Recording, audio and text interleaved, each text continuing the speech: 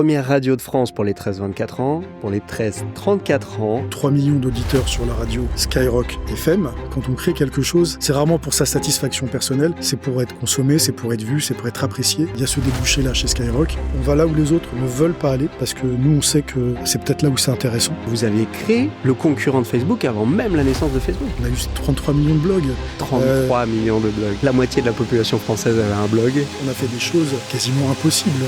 Je pressens qu'il va se passer quelque chose. Il y a une responsabilité quand on est média. On peut faire de l'entertainment, des choses amusantes, et puis il y a un côté serious sur lequel on a aussi cette possibilité d'agir, que ce soit sur la protection de l'enfance ou alerte enlèvement, des choses que Skyrock a mis en place. Tu peux nous dire, ça fait combien de temps maintenant ? Ça fait un quart de siècle précisément, ça fait 25 ans.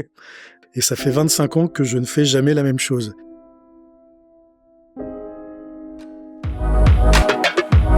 Bienvenue dans Let's Talk About You, le podcast qui part à la rencontre des hommes et des femmes qui influencent la trajectoire d'entreprises renommées.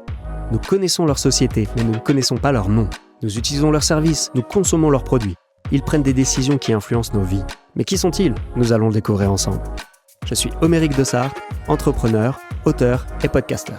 À travers ces échanges, je souhaite mettre en avant la personnalité de celles et ceux qui ont tant à nous raconter. Toutes les 2 semaines, retrouvez un nouvel épisode sur votre plateforme favorite. Pour les recevoir directement, je vous invite dès à présent à vous abonner. Très bonne écoute!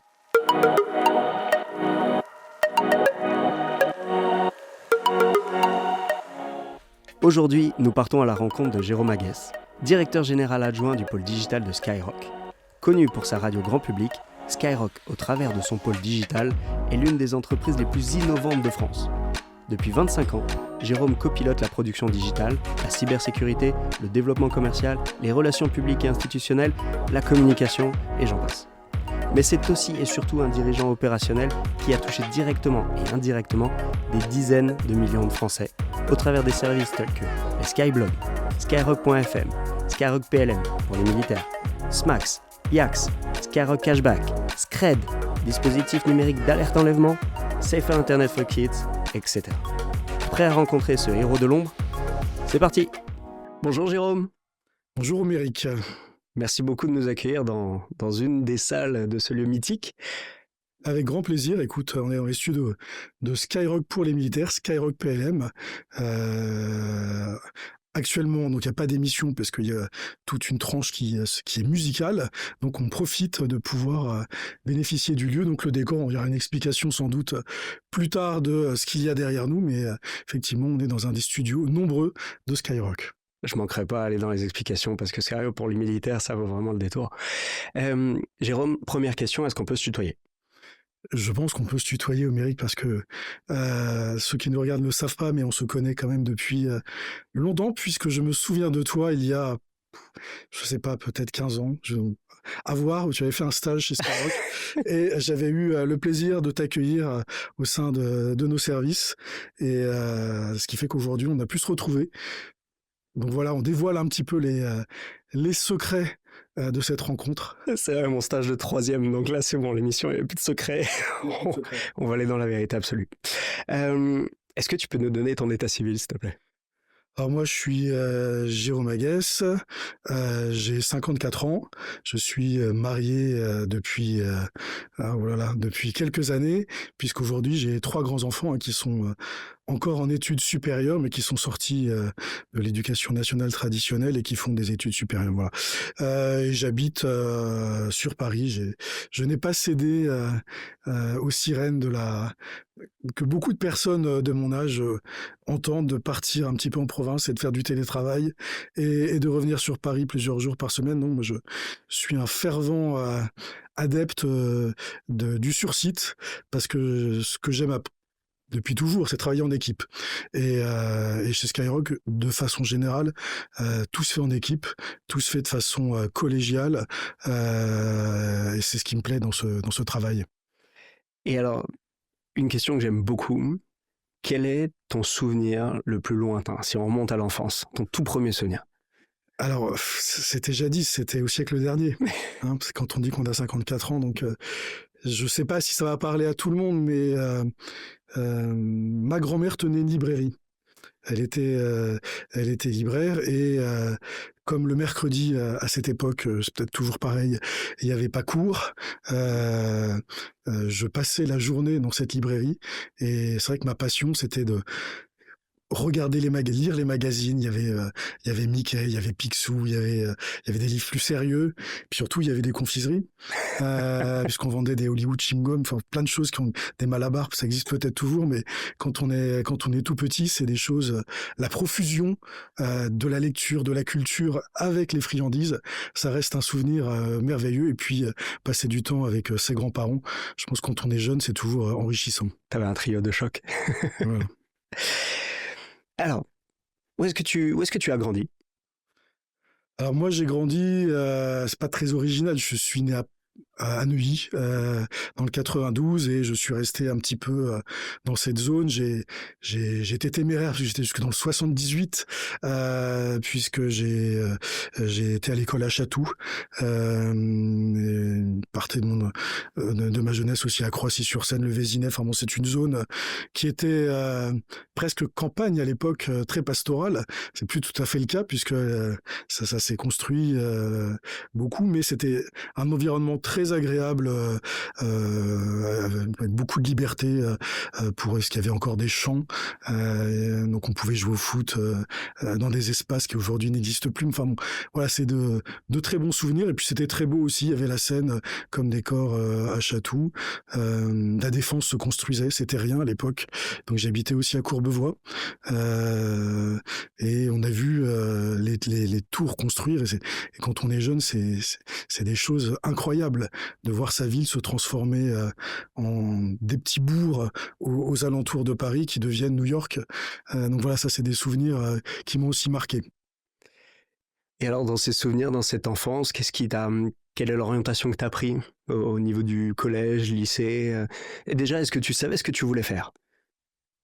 Pas tellement, mais j'avais cette chance de savoir ce que je ne voulais surtout pas faire. Il y a plein de choses que je ne voulais pas faire, donc par Élimination. soustraction, élimination, ça arrive à donner un cadre. Et quand on ne sait pas quoi faire, on se dit bah il faut que j'ai une formation qui soit la plus large possible pour décider le plus tard possible de ce que je vais finalement faire.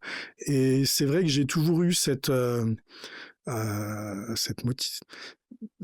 envie d'aller vers la culture, l'art, parce que je viens d'un milieu sur lequel mon grand-père était artiste, il était décorateur et peintre, il faisait aussi des meubles, enfin bon, il faisait plein de choses dans le cinéma à l'époque, c'était fabuleux. Et puis mon père aussi du coup était peintre, même s'il était directeur dans la fonction publique. Et puis de l'autre côté, où mon grand-père était ingénieur-chef chez Berliet, qui étaient des camions, des gros moteurs, etc. Donc ce côté aussi très technique. Donc entre l'art et la technique, j'ai été un peu tiraillé. Et à l'époque, il y avait un baccalauréat qui s'appelait le bac A1, qui faisait philo et mathématiques. Et en fait, c'était le meilleur bac pour ne pas choisir tout de suite de voie. Sauf qu'une fois que j'ai obtenu mon bac, il fallait quand même choisir des études supérieures. Et là, j'ai réussi à trouver une filière à Nanterre qui faisait un petit peu les deux, qui était encore un non-choix finalement. Et puis après, comme j'ai été sérieux, j'ai fait une école de commerce de façon très classique, et puis un service militaire. D'accord. Ça, c'était ma première rencontre avec le monde des armées. C'était un choix? Alors, c'était drôle parce que comme beaucoup de jeunes de cette génération-là, on entendait, ça bruissait que le service militaire allait disparaître. Et avec un ami, Guillaume Daboville, que je salue s'il me regarde, on avait fait le pari de se dire, bon, il y a une chance que ça disparaisse, et puis t'inquiète pas, il y a le père d'une amie, il est général, au 2e rep, donc il va nous arranger les bidons, ça va bien se passer, on va pouvoir passer à travers. Évidemment, ça n'a pas fonctionné du tout comme ça, et donc j'ai dû faire mon service, ce qui n'était pas C'était pas, il y avait pas de volonté spécifique de pas le faire, mais Oui. si j'avais pu continuer ma maîtrise, master 2 aujourd'hui on dit, le problème c'est que ça faisait une coupure dans le cadre de mes études, donc c'était pas forcément ce que j'avais souhaité. Et il s'avérait que je me suis trouvé très bien tout de suite en fait, parce que j'ai eu la chance quand même de faire un service où j'étais le secrétaire du général de division. Hmm.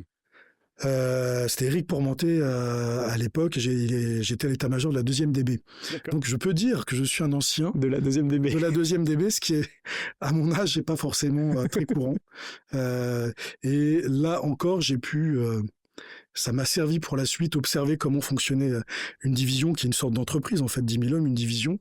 Donc avec les services d'appui, le commandement, les articulations entre les services, etc. J'étais déjà très observateur et ça m'a permis de comprendre les mécanismes de l'entreprise que j'ai pu ensuite retrouver ou alors mettre en place quand ils n'y étaient pas, de façon à ce que les choses fonctionnent harmonieusement. Oui, parce que tu étais avec finalement un décisionnaire, quelqu'un qui devait prendre des décisions toute la journée, qui était sollicité toute la journée, et toi, tu étais en poste d'observation à accompagner après les décisions. Exactement, il y avait la guerre au Kosovo à ce moment-là. Et puis tout de suite, on m'a donné beaucoup de responsabilités.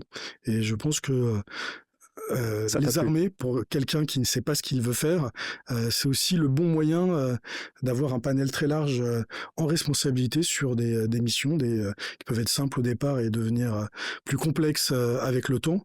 En tout cas, alors c'est pas, à l'époque c'était pas le commandement par intention où on vous dit rendez-vous résultat, mais quand même il y avait un briefing et puis on était quand même assez en autonomie pour faire la mission. Donc ça, c'était quelque chose de très satisfaisant. Et à la fin du service, tu avais le choix. Tu aurais pu continuer à l'armée ou alors reprendre ton master.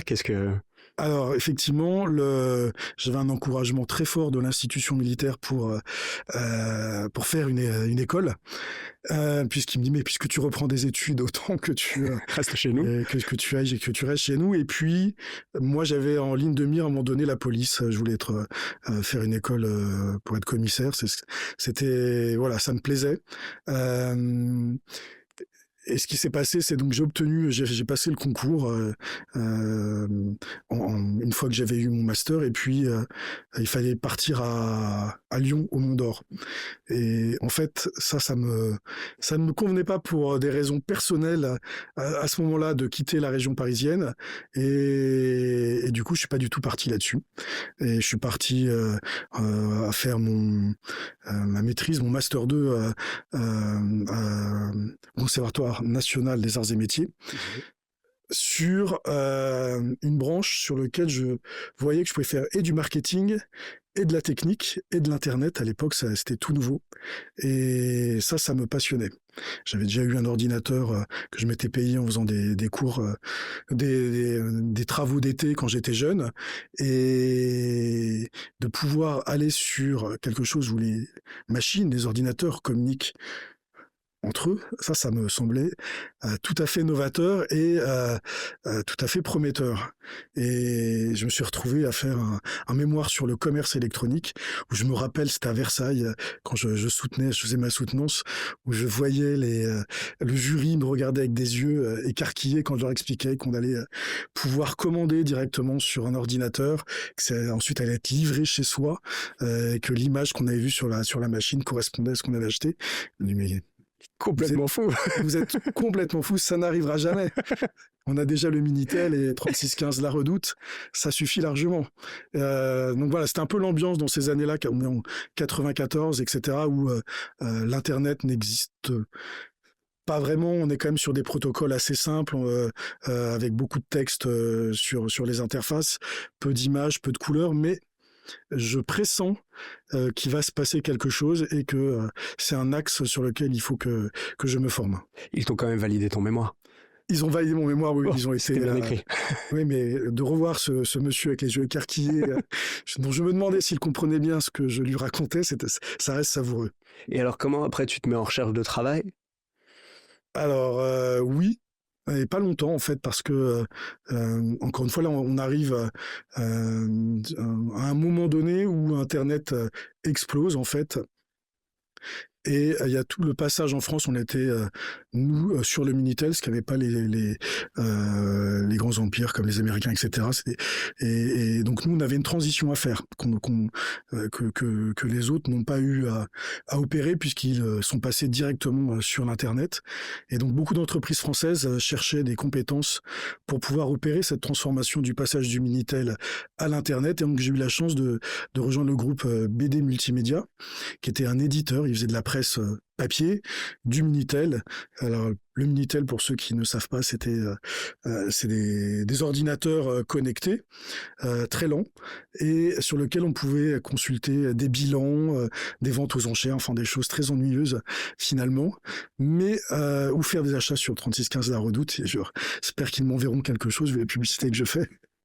Mais voilà, donc il y avait tout un passage avec des équipes qui avaient des habitudes de travail, et moi j'arrive choisi par le président du groupe qui me dit Agues, là on va quand même essayer de monter quelque chose qui nous mette à niveau, et on va devenir fournisseur d'accès internet, FAI. Je dis très bien, de quoi je dispose? À vous de me dire. De pas grand chose finalement, puisque fallait tout faire. En fait, on partait de rien, et je partais de rien parce que la structure, c'était moi. Et il m'a dit, mais par contre, vous pouvez vous appuyer sur l'ensemble des autres services qui font le Minitel pour prendre des compétences. On a des développeurs qui sont dans le sud de la France, ils peuvent vous aider, etc. Et je dis, très bien. Et donc, je commence à monter le produit. Ça s'appelait BDNet, après c'est devenu BDWay, et en fait c'était comme on était sur un produit transitionnel, on va dire, je leur ai fait de l'internet facturé à la minute comme était le Minitel. Donc les gens pouvaient acheter des kits dans la presse, des CD, les installer, et ils étaient immédiatement connectés à internet, et ils payaient 0,85 francs, 85 centimes de francs la minute. C'était ni cher ni pas cher. Enfin bon, c'était un service qui existait. Et voilà, c'était la première fois où on m'a confié une mission de A à Z, de monter un service, un produit, et ça m'a énormément plu en fait de faire ça. Et je me suis dit que il faudrait continuer à faire ça.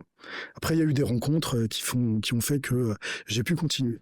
Alors raconte-nous justement, qu'est-ce que tu as eu comme rencontre, et t'es resté combien de temps déjà? Parce que monter le service, ça prend. Je pense que je suis resté 4 ans, j'ai plus trop la mémoire de ça, c'est encore une fois au siècle dernier, puisque dans cette entreprise, je rencontre Rémi, qui vient qui a fait Sciences Po, et qui est un petit groupe de personnes de Sciences Po qui sont dans les médias. Et il me dit, tu sais, la radio Nostalgie vient d'être rachetée par un groupe, et donc il y a des postes qui se libèrent.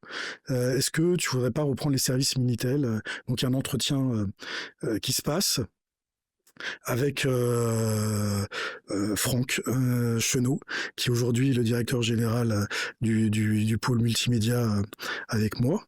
Et donc c'est la première rencontre avec Franck, qui est une personne qui a compté, qui a marqué, parce qu'en fait il me fait pivoter un peu de trajectoire, donc moins technique, plus produit grand public, et puis ça se fait pas. Parce que bon, là ce qu'on me vendait, c'était de rester sur le Minitel finalement, ce qui n'était pas du tout la trajectoire. T'avais déjà l'étape d'après, l'étape d'après en tête, et j'étais déjà à travailler sur Internet. Et bon, une année passe, 2 années passent, et puis Rémi est appelé par ce Franck pour le rejoindre chez Skyrock sur la partie Internet. Et puis ils refont le site de la radio, et puis il y a des difficultés qui sont inhérentes à toute nouvelle technologie. Mais là, il faudrait quand même quelqu'un qui puisse venir renforcer. Et là, Rémi dit, mais rappelle-toi de Jérôme. Et là, ils font appel à moi, et je passe l'entretien qui se passe bien. Et ensuite, deuxième entretien, où là il faut que je sois validé par le président du fondateur du groupe Skyrock, et là aussi c'est une autre rencontre qui est assez structurante pour moi, avec Pierre Bélanger, le président du groupe. Et là il y a une dynamique, vraiment, il y a des moyens, il y a des équipes, et tout le monde va dans le même sens, et surtout la finalité du public, qui pour moi est toujours, c'est quand on crée quelque chose, c'est pas pour soi, c'est rarement pour sa sa satisfaction personnelle, c'est pour être consommé, c'est pour être vu, c'est pour être apprécié. Et ça, il y a ce débouché-là chez Skyrock, et ça m'emballe vraiment. Tu peux nous dire, ça fait combien de temps maintenant? Oui, ça fait un quart de siècle précisément, ça fait 25 ans.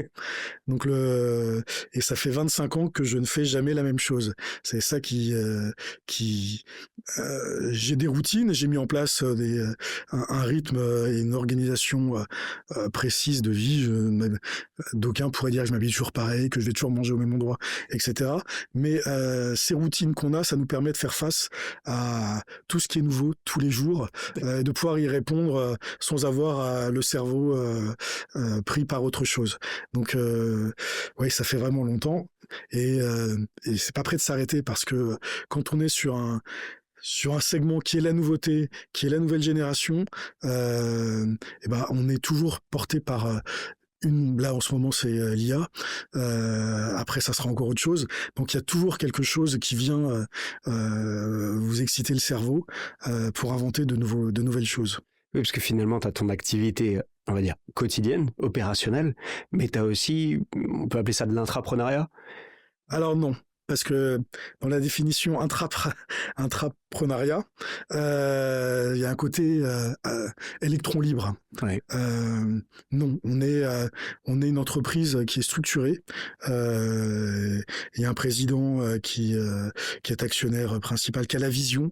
Et nous, c'est dans ce couloir de nage, j'ai envie de dire, que l'on agit pour être efficace. On s'éparpille pas, chacun fait pas n'importe quoi. Pour que ça fonctionne, un média, c'est tout le monde, et c'est aussi ce que j'apprécie, est très connecté. Tout le monde sait ce que l'autre est en train de faire, pourquoi il le fait, quel est son objectif, et on est vraiment très resserré dans la prise de décision, et voilà. Donc c'est pour ça que il y a pas on est beaucoup, chacun a ses thématiques et sa partition.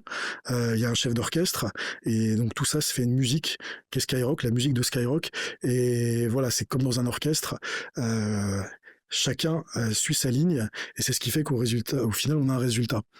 Et ça fait 25 ans, voire plus, pour la radio, qu'on essaie d'être le meilleur, ou du moins de faire le meilleur, et il n'y a pas de raison que ça s'arrête. Ouais, c'est plus du management opérationnel, en fait. Moi, je suis plus effectivement sur du management opérationnel, voire très opérationnel, parce que c'est ce que j'apprécie, c'est qu'on n'a pas, on peut être amené à toucher à tout. On essaie de faire en sorte que les gens soient quand même pluridisciplinaire, et pas sur une tâche, ma tâche, et je rentre le soir. C'est que les gens aient quand même une vision assez large de tout ce que l'on fait, et pouvoir se substituer, parce que on est comme tous les êtres humains, on a besoin de se reposer, de prendre des congés, etc. Et voilà, l'interopérabilité entre les individus qui composent le groupe Skyrock est importante. C'est aussi ça qui rend le travail intéressant au quotidien. C'est ce qui rend le travail intéressant au quotidien. Moi, ça fait 25 ans que c'était déjà le cas dans la précédente entreprise et au sein des armées, que je me lève le matin en ayant hâte d'attaquer la journée. Parce que d'une part, souvent on n'a pas fini le travail de la veille, tellement il y en a. Donc on est tout de suite bien tonique, et puis je veux dire, tout peut arriver. Un ministre peut venir, un artiste national, international peut faire créer la surprise. Donc voilà, il y a toujours quelque chose qui se passe. Tu peux nous dire d'où vient le nom d'ailleurs, Skyrock? Alors oui, c'est toujours déceptif pour les gens de se dire, parce que ce qui est important, c'est la part d'imaginaire qu'on laisse à tout le monde sur tout. Parce que s'il y a la vérité, c'est quelque chose qui ferme, qui déporte. C'est important, la vérité, mais toutes les vérités sont pas toujours bonnes à dire. Et dès lors qu'il y a une vérité absolue, il y a plus de voilà, c'est comme ça. C'est la chose vraie. On ne peut plus imaginer peut-être que c'était comme ça. Alors moi, j'ai une version qu'on m'a donnée, donc je suis à l'intérieur, donc je suppose qu'elle a quand même une véracité. C'est que tout simplement, donc la radio, à un moment donné, quand elle est devenue officielle, après une fois que les radios libres ont obtenu une existence une radio mondiale, pirate à l'origine. Pirate, oui. C'est-à-dire qu'il y avait des fréquences, fallait bien les occuper. Est-ce que c'est du piratage? On prenait la place de personne. piratage, C'était il pas va encore prendre. cadré. Ouais. Mais bon, on appelait ça des radios pirates.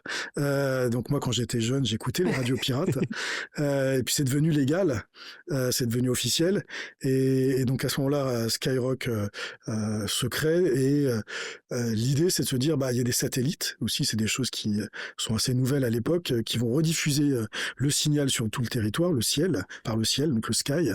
Et la musique, c'est le rock à l'époque. Donc Skyrock prend naturellement. Et puis il y a d'autres histoires que je laisserai les gens découvrir, qui ont forté ce choix, je pense. Il y a un choix initial et puis ça résonne avec d'autres signaux. Donc charge à ceux qui nous regardent d'aller voir si ça les intéresse, ce que ça peut voir dire, etc. Allez vous promener sur le site, sur les pages, etc. Exactement. Donc là, tu rentres dans la maison. Tu démarres par quel poste? Parce que Alors, c'est je un suis nouveau directeur de département. production. D'accord. Sur la partie multimédia, il y a un directeur de production de talent qui a fait le son Skyrock. Donc ça, c'est pas mon domaine. Moi, mon domaine, c'est tout ce qui va être digital, le numérique. Et là, c'est de faire en sorte que, de même que la radio, comme n'importe quel média, ne s'arrête jamais. Et de rentrer dans cette course folle, de faire des services digitaux qui ne s'arrêtent jamais, qui ne peuvent pas tomber en panne, qui doivent fonctionner H24/7/7, évidemment, sur des technologies qui sont balbutiante au départ, donc on est un petit peu sur des sables mouvants. Parfois le sol se dérobe. C'est un peu complexe parce que moi je viens pas des gros systèmes. On est plutôt sur des choses qui sont agiles. On essaie déjà d'être sur des formats, de sortir des gros serveurs bulles, etc., et d'avoir du matériel, des serveurs qui sont nouveaux. On fait venir ça des États-Unis. Faut sourcer des fournisseurs. On va en citer aucun parce que si on en cite un, faut les citer tous. Donc voilà, donc il y a des débuts qui sont compliqués, qui sont complexes, il y a des équipes qui ont les mains dans le cambouis. Il faut les monter, il faut leur donner l'axe, la vision, parce que tout va très vite. Donc si on s'en mange dans la mauvaise direction technique, bah ensuite on a une dette qu'il faut vite rattraper pour. Donc bah voilà, moi j'ai eu la chance de rencontrer Patrice qui était avec moi dans l'ancienne société chez BD Multimédia, qui est venu avec moi et qui est lui sur la partie très technique, et donc qui est le responsable technique et toujours d'ailleurs de la partie digitale, et voilà, on s'en mange là-dedans, et parfois je me disais voilà, pourquoi je l'ai embarqué là-dedans, le pauvre, il va me maudire, mais ça fait 25 ans qu'il ça fait 25 ans qu'il est là, donc je pense il aime ça. qu'il apprécie aussi ce qu'on a fait. Puis voilà, on a fait des choses quasiment impossibles. On a été l'un avec les Skyblogs qu'on a créés. C'était en quelle année les Skyblogs? Les Skyblogs, c'est en 2002, c'est vers le 20 décembre. Je crois que je m'en rappelle parce qu'il y avait un Skyblog qui était mis à l'honneur chaque semaine, et le premier était le mien, puisque par définition, il n'y avait pas encore de gens pour faire de Skyblog, donc ils sont venus après. Mais enfin, moi je m'en souviens parce que justement, t'as dit que j'étais ton stagiaire de 3e, donc je faisais de la modération sur les Skyblogs. Pas la modération. C'était extraordinaire, c'était génial. Mais surtout, on était avant Facebook. C'est-à-dire que vous aviez créé le concurrent de Facebook avant même la naissance de Facebook. Oui. C'est un produit national, ou c'était déjà, ça avait du reach peut-être, mais il n'y avait jamais eu de vocation à le développer à l'international? Enfin... En fait, la séquence, elle est très simple.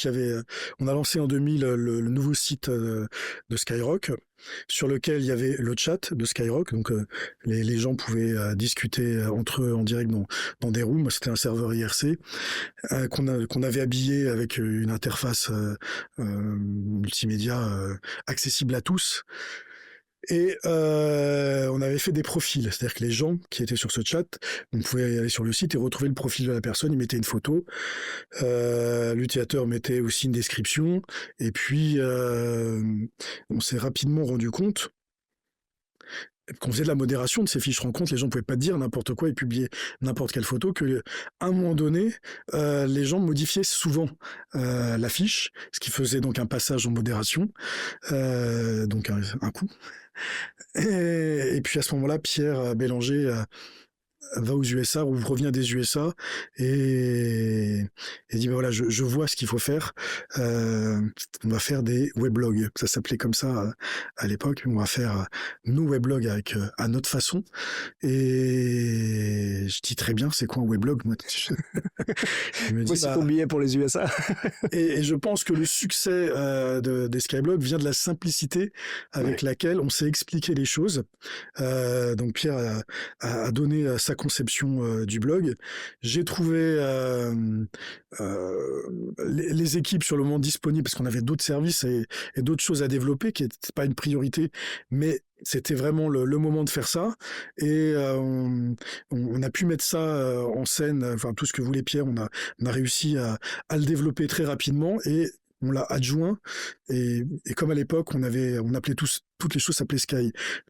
C'était le Sky Chat, le mail s'appelait le Sky Mail, et donc le blog naturellement s'appelait le Sky Blog. Et c'est parti tout de suite en fait.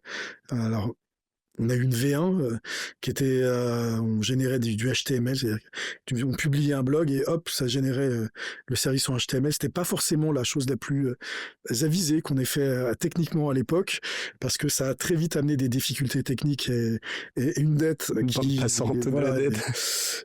Et surtout un manque de dynamisme par rapport à PHP, MySQL, enfin, des technologies qui commençaient à devenir pas matures, mais qui étaient quand même bien implantées. Et donc il a fallu... On passait notre temps à faire des versions de Skyblog. Il y a eu la V1, la V2, la V3, la V4.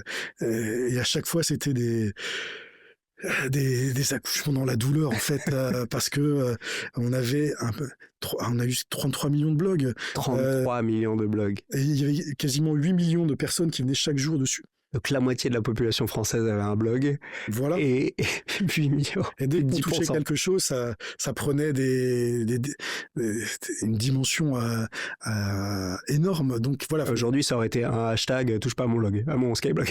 Oui, voilà. Ils auraient pu faire ça.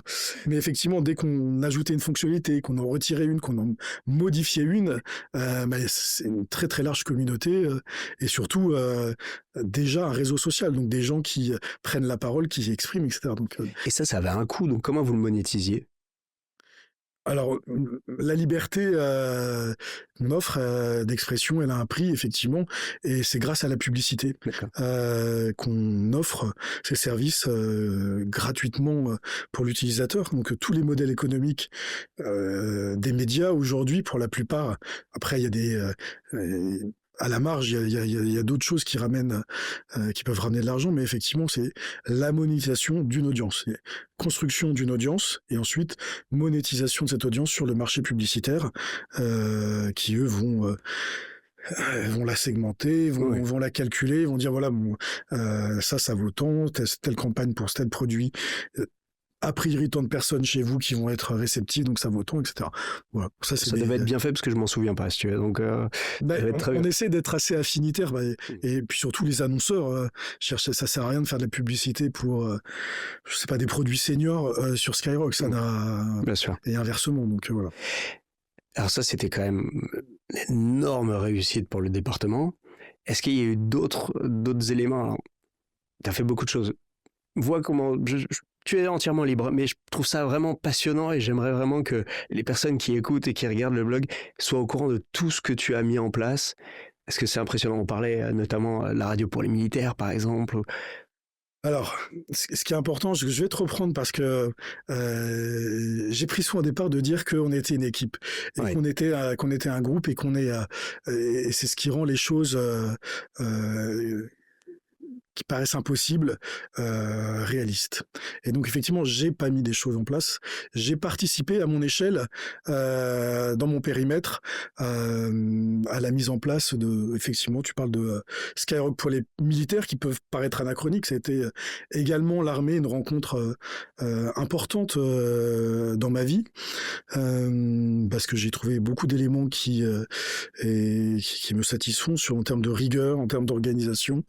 On a eu besoin, pour une raison qu'on n'a pas le temps de développer ici, de remercier la jeunesse engagée, parce qu'effectivement, à un moment donné, on s'est retrouvé à devoir, c'est le cas, hein, quand on est face au public, à être protégé.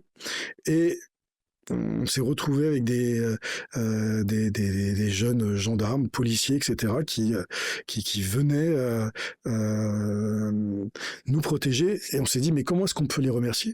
On dit, ce qu'on sait faire de mieux, en fait, de la radio. Donc on s'est dit, pourquoi est-ce qu'on ne ferait pas une radio pour cette jeunesse engagée qui s'engage, et donc on a fait maturer cette idée, on l'a présentée au ministère des Armées, qui a trouvé que c'était une idée extraordinaire, à tous les niveaux, hein, ministériel, état-major, etc. Puis il y a eu une élection parce qu'il y a un calendrier électoral, mais on n'est pas du tout politique, donc il y a eu une élection, et on s'est retrouvé à l'accueil avec notre projet, parce que tu repars de zéro, mais c'est souvent le cas avec quand on veut développer des projets, faut toujours y aller, jamais se décourager, et donc on repart, et là à nouveau des interlocuteurs qui font que ça peut se faire. Et cette radio, elle a pour objectif de non pas de réconcilier, parce que je pense pas qu'il y ait de décalage entre l'armée et la jeunesse, puisque l'armée c'est la jeunesse, mais peut-être à un moment de resserrer les liens armée-nation, parce qu'au final, quand tout va mal, le dernier écran pour nos libertés, ce sont les militaires. Et donc ça, c'est important. Et ça vaut le coup chaque année d'aller chercher des jeunes et de leur dire, tu sais pas quoi faire, mais écoute, ça tombe bien, parce que et là il y a beaucoup à faire et tu es attendu. Si tu sais pas comment le faire, on t'expliquera comment le faire et bien le faire, et puis quand tu ressortiras de cette expérience, tu seras plus fort. Et donc, c'est aussi un pan d'accompagnement d'une génération, à peu près 800 000 jeunes chaque année qui sont en âge de pouvoir intégrer sur le marché du travail ou rejoindre les armées. Donc c'est important qu'on élargisse aussi ce discours, et puis il y a de la musique, hein, sur Skyrock PLM aussi. C'est aussi le meilleur de Skyrock, c'est la musique de Skyrock. Et en plus des programmes, l'info midi le matin, les dédicaces des familles et des millis entre eux, entre les bases, etc. Et on réussit à faire plus d'1 million de sessions d'écoute sur cette radio spécifique chaque mois. Et alors, 1 million d'écoutes, et là j'ai quelques chiffres ultra intéressants. Première radio de France pour les 13-24 ans, première radio de France pour les 13-34 ans, première radio de France dans les villes de plus de 50 000 habitants, première radio musicale de France le dimanche. Il y a combien d'auditeurs chaque jour? J'ai 1 893 000. Non, beaucoup plus. Beaucoup plus. Et ça me fait plaisir de te reprendre sur ce chiffre. Effectivement, on se situe aux alentours de 3 millions d'auditeurs sur la radio Skyrock FM, quotidiennement. Et effectivement, c'est toute la nouvelle génération et plus. Puisque c'est un média aujourd'hui qui est consommé sur les téléphones, en voiture, enfin un petit peu partout, et donc on a gardé les auditeurs fans de la radio qui ont un petit peu pris en âge et qui sont restés. Et ils ont bien fait, parce qu'aujourd'hui, dans le paysage musical, on est la radio qui vraiment diffuse le plus de nouveautés. On est sur la scène artistique. On a Laurent Bounot, qui est le directeur des programmes de la radio, qui fait un travail... En fait, moi, je suis très admiratif. C'est-à-dire que c'est comme un DJ qui a lancé il y a des années un set et qui l'arrête jamais et que les gens continuent à écouter systématiquement et donc il faut toujours trouver. Moi, si j'anime une soirée, au bout de 3 titres, je vais commencer à caler. Je vais voir les gens qui commencent à quitter Tu appelles le Bruno. dance floor. Et non, le talent vraiment, c'est d'aller de détecter, de trouver ce qui mettre en adéquation la nouvelle scène musicale, ce qui va plaire avec tous ces auditeurs au quotidien. Donc voilà, ce qui fait qu'on est dans un environnement, on va dire, d'entreprise où tout le monde surperforme tout le temps et c'est vraiment très très rafraîchissant. Ouais, c'est magique. Alors si on revient sur ce que vous créez avec l'équipe, on a parlé des Skyblogs, on a parlé de Skyrock PLM pour les militaires. Qu'est-ce que c'est que SMAX? SMAX, c'est une messagerie qui permet de se faire des amis en fait pour discuter et qui géolocalise. En fait, c'était une extension des rencontres, des fiches rencontres. On avait voulu mettre un système de localisation qui s'appelait Radar. Alors bien sûr, on n'est pas au mètre près parce qu'on met personne en danger. Donc ça aussi différenciation par rapport à d'autres services. Mais voilà. Aujourd'hui, c'est plus tellement dans l'orbite de ce que l'on souhaite développer parce que la technologie va plus vite, elle permet de faire d'autres choses. Donc on réfléchit, on est toujours en train d'imaginer quelque chose d'après. En revanche, il y a aussi si on revient sur les produits connexes digitaux, il y a Scred. Scred, c'est notre messagerie sécurisée. Alors, c'est vrai que ça peut paraître surprenant de se dire le groupe Skyrock fait une messagerie sécurisée. C'est pas comme s'il n'y en avait pas assez. Sauf que la nôtre, elle est différente parce que c'est aussi substantif. On prendra pas ce mot. C'est aussi ce qui fait notre différence, c'est que on va là où les autres ne sont pas. On va là où les autres ne veulent pas aller, parce que nous, on sait que c'est peut-être là où c'est intéressant.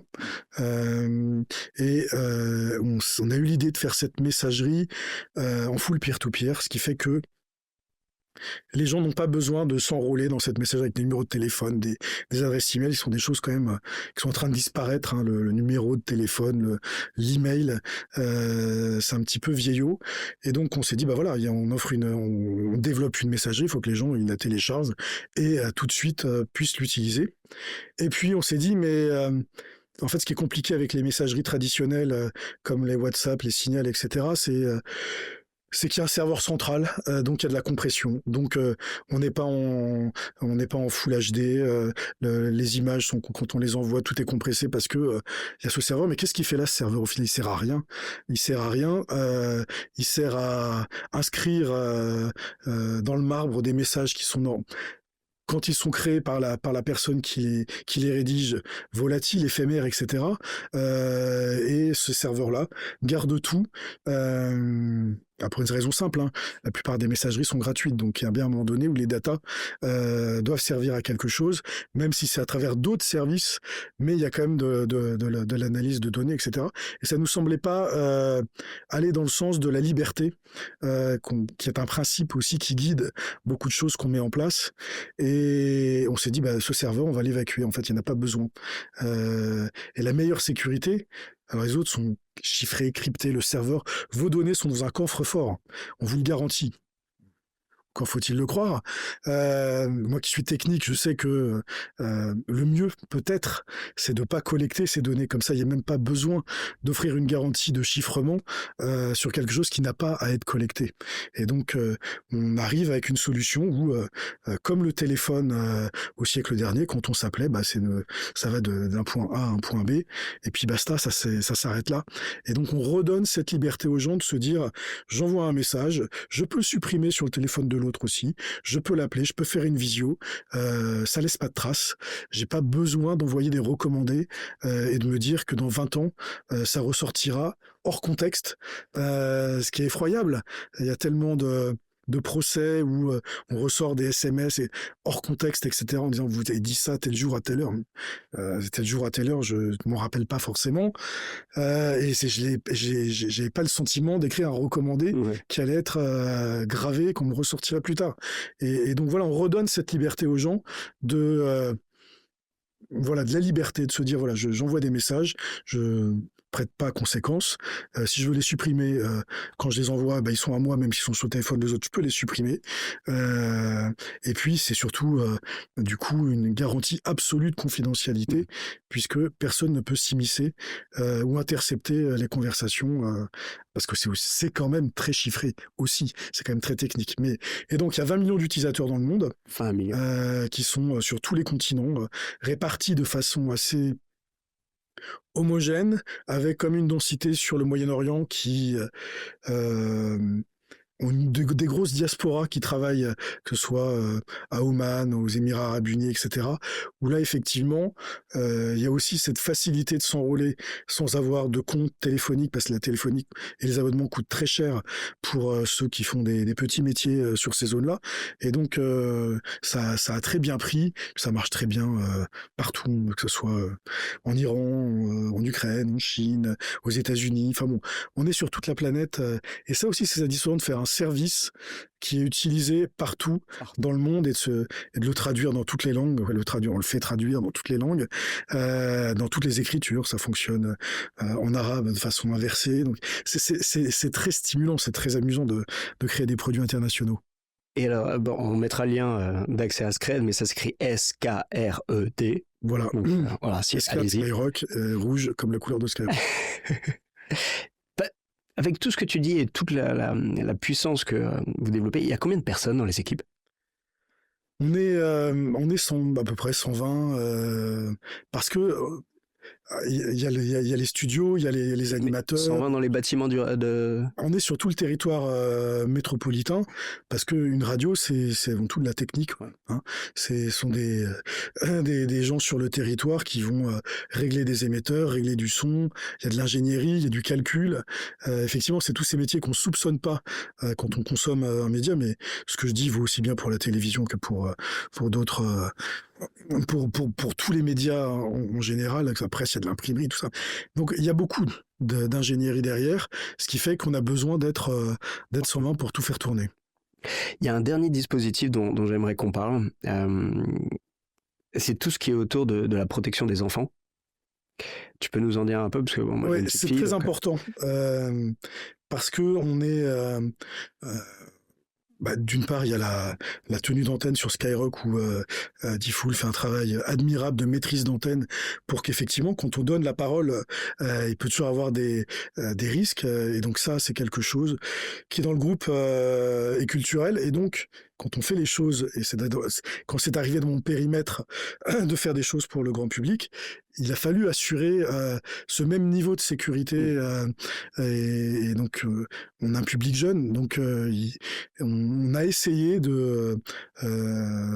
je pense qu'on a réussi pas mal par rapport à ce qu'on peut voir parfois aujourd'hui, pas en France, mais à l'étranger, où on a mis en place cette modération que tu as pu voir quand tu es venu chez nous, c'est-à-dire que les contenus étaient déjà, on avait déjà de l'algorithmie qui détectait, qui remontait tout ce qui semblait potentiellement être un problème, et on s'engageait avec les associations à faire ce travail. Et ensuite, on a été porter ce travail à la Commission européenne pour montrer que nous, Français, et nous, leaders à ce moment-là, sur les réseaux sociaux, on le faisait bien et qu'il était anormal que certains amis internationaux ne le fassent pas non plus de la même façon.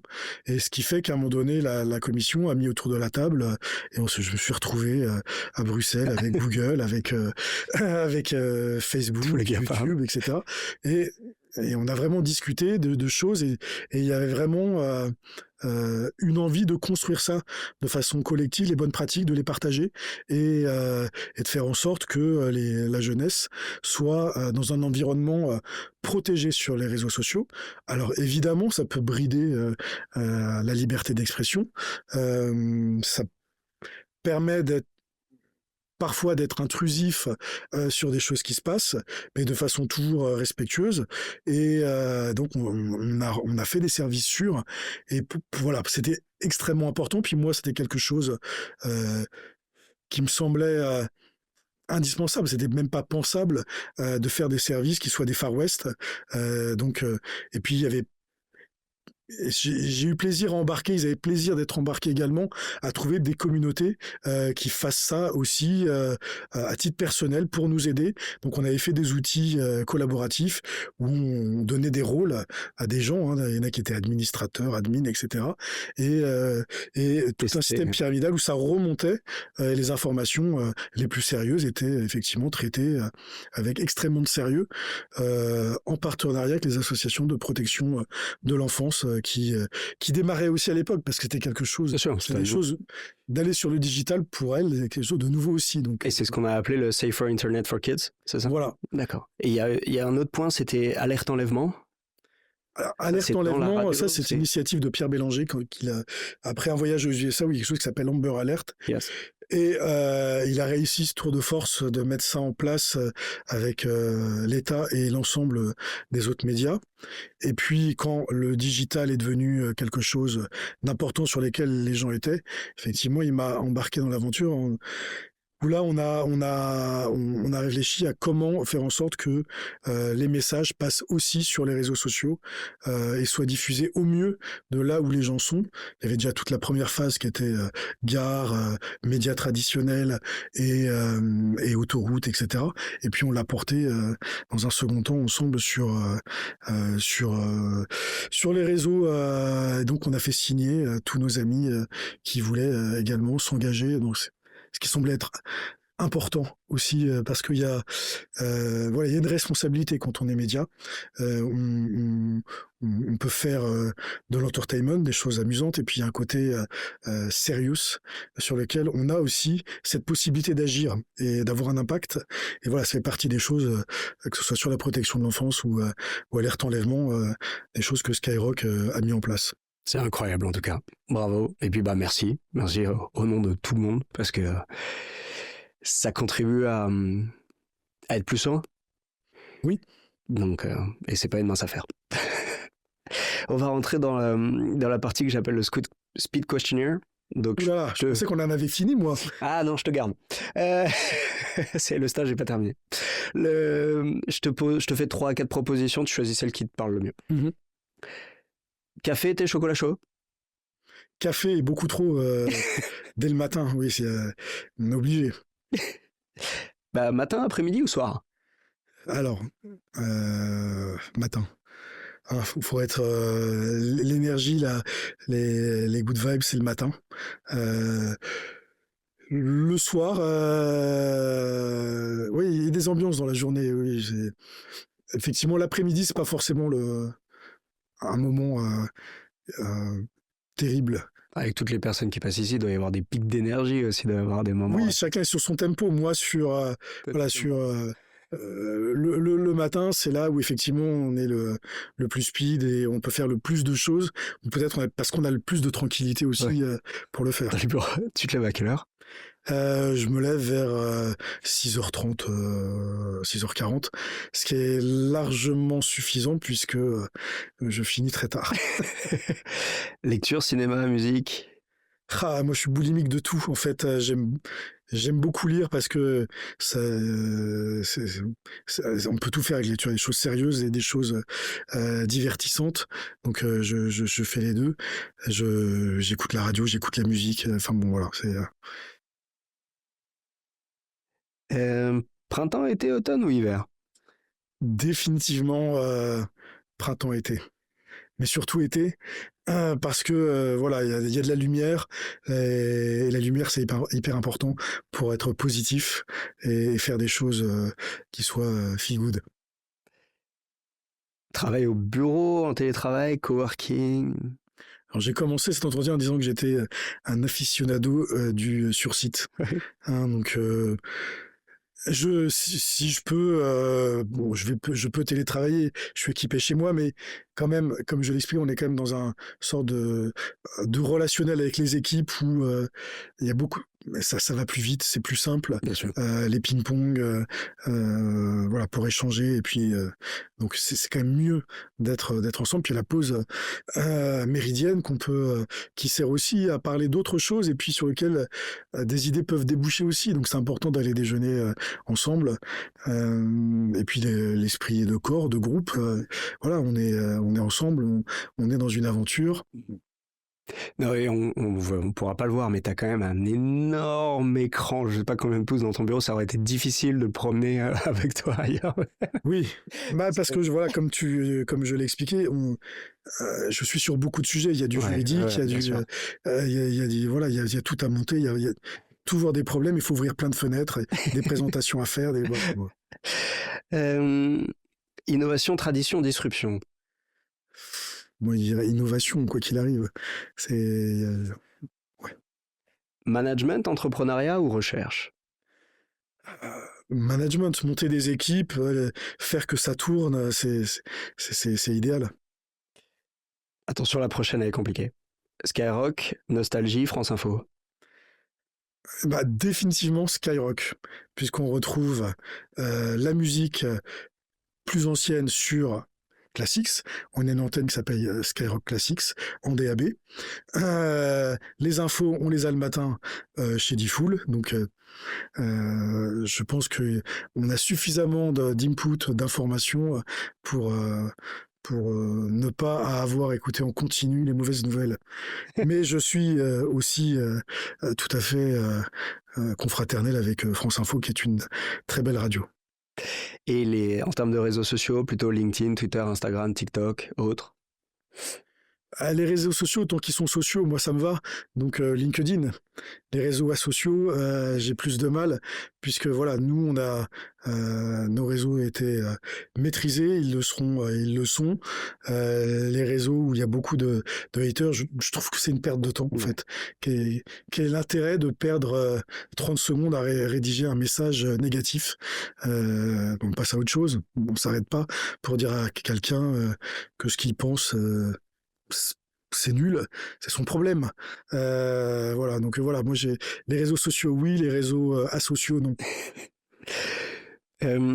Géraud, on va passer dans la dernière partie où il me reste 3 questions. Est-ce que tu as une recommandation de lecture, de podcast, une newsletter à suivre? Oui, de lecture.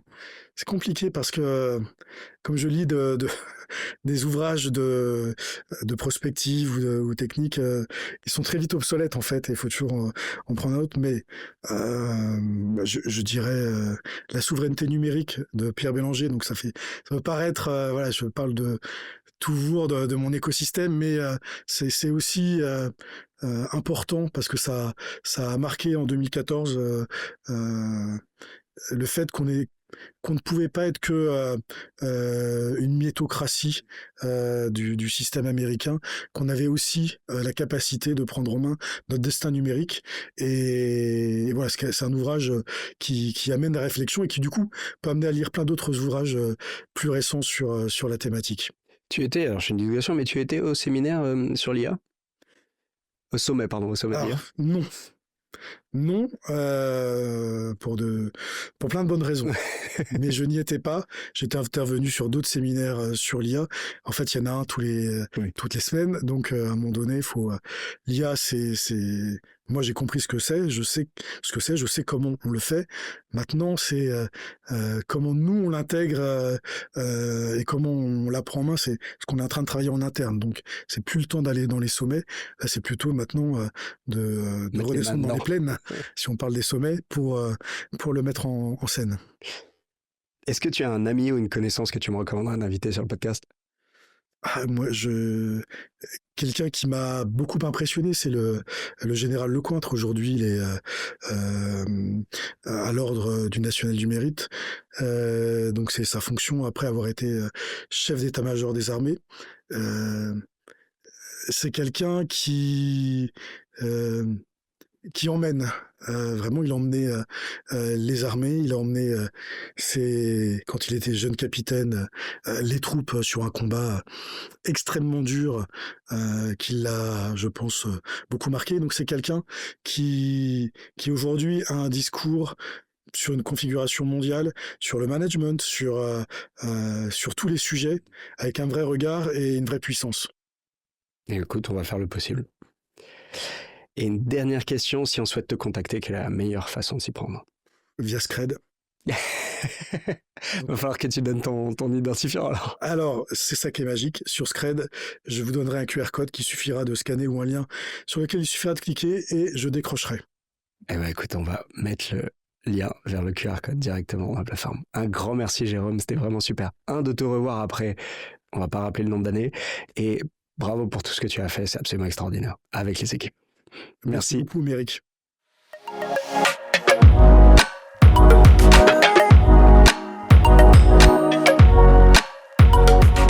Merci de nous avoir accordé votre attention et j'espère que cet échange vous a plu. Si c'est le cas, je vous invite à commenter cet épisode sur Spotify et YouTube, mais également à vous abonner sur votre plateforme favorite.